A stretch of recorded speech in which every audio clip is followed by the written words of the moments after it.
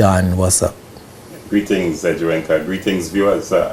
Let's look at the 5th annual report from the Complaints Commission. A number of things to talk about in that particular report, but we will zero in on a few issues. First of all, members of the House of Assembly have not found the office useful because they have not submitted any complaints to that office.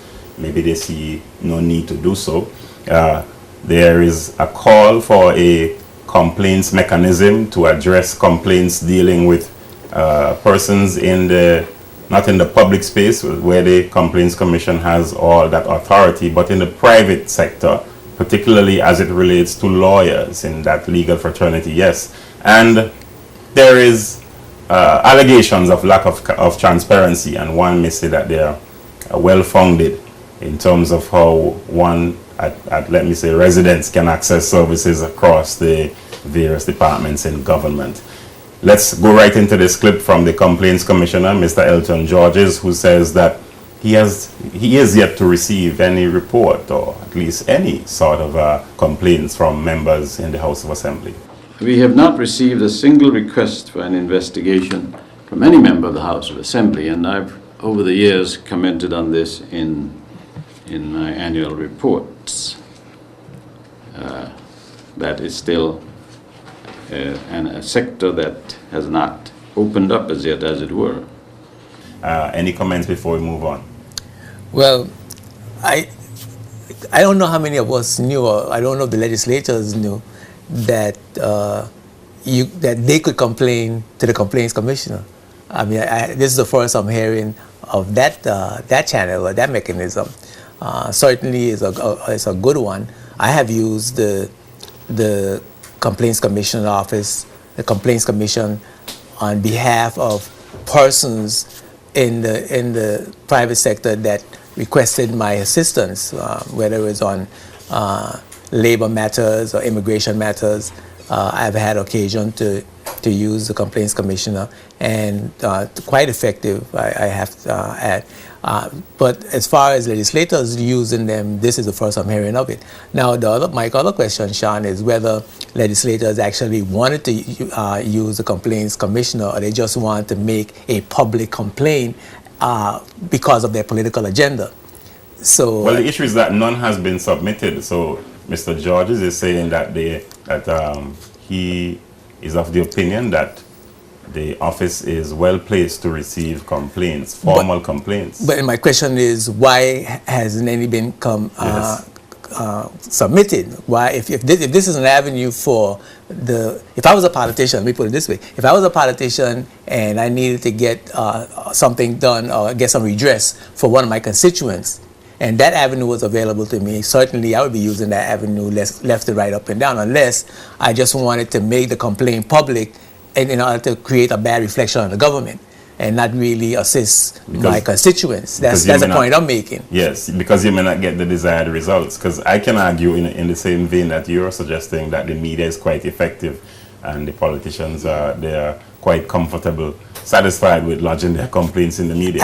Absolutely. And what do they get from the media? You get opinions, some good, some bad, some uninformed, and you get a slant that help them to facilitate their political goals, as opposed to solve the problems of their constituents. That's how I see that particular situation.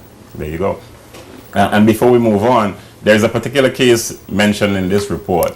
It says that for over 30 years, a landowner did not get any sort of redress for lands used by the government to construct a road. I'm not sure of the location, and the report did not name that particular person, except that we know it's a male. And when you look at the way the facts are laid out, you can see that the members on both sides of the government ought to have lodged this report even before the 2009 establishment of the Complaints Commission. But what is striking, that even up to 2013, when the gentleman was rewarded with a piece of crown land to settle that particular issue, there were no reports or any written evidence of that transaction or even the meetings leading up to 2013 since 1981. But I mean, I don't know what to say about that. When you say there were no reports, I mean, what should have happened? That they should have been made public that he had received these lands, that he had gotten redress for his complaints. I mean, what I don't know what. Well, had he not gone to the Complaints Commission, or you may argue that had the Complaints Commission, the Office of the Complaints Commission, not set up in 2009, he would not have had somewhere to take his case. Okay. And when he did go there in 2012, he didn't have any physical evidence of any meetings, any transaction.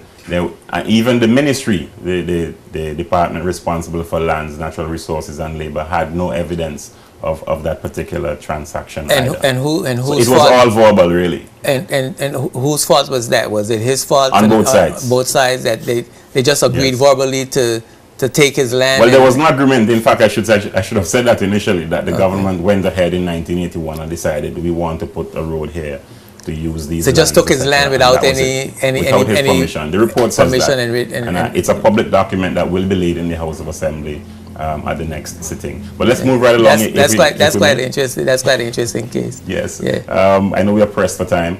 I don't want to rush you, but in terms of the setting up of a mechanism to deal with complaints about lawyers and public access to information, allegations of lack of transparency in the governance structures in the territory across the political divide, irrespective of what political party is in power, this issue or these issues seems to be hot potatoes. And our very first one, back in 2010, that report was issued into the way in which millions of taxpayers' dollars in electricity connection subsidies are disbursed, pointed out a set of glaring problems and recommended fixes for them. We're very anxious to see that happen because, as I said, we can't do anything about it. And I know that there are people who suffer. And so we have suggested that if there are other areas of the bill that are so controversial that it keeps being pulled back, that the government should at least seek to do that part of it so people can have a recourse. So there we go. Again, two controversial bills, in particular the bill dealing with the Legal Profession Act, in particular, as the Commissioner says. And one would hope that this could be brought to the House of Assembly very soon. Well, I hope so. I've heard some horror stories about lawyers where the representation is really not what it should be. And I know one particular case where a person went on and on for more than a year. And just when he thought he was going to get some redress, the lawyer just dropped the case and he just left him out in the cold, took his money, and that was it. So I'm hopeful that that bill would help persons who seek assistance from lawyers to be able to get that assistance and hold lawyers accountable for their performances. So that sounds like something that would be interesting to see the outcome of. I agree. Yeah. Well, Sean, thank you very much for those reports. Quite interesting. Welcome. And we look forward to what's coming regarding the bill and the politicians using the Complaints Commission in the future. And the public, for that matter, because I know the public has been. I know the public people said they didn't even know that there is an office. The public has been using it, though. I think the annual report will speak to that, and of course, Mr. Georges reported that several persons over the years that he's been there have used the office, and I know that I've personally used it, as I said, to help to assist others in getting redress. Of course, he's leaving at the end of November, so who knows? I thought he had gotten an extension. He did, because initially he was going to serve for 3 years, and then he extended. So maybe we're going to see a new face later on this year as Complaints Commissioner. Okay, we're going to take a break.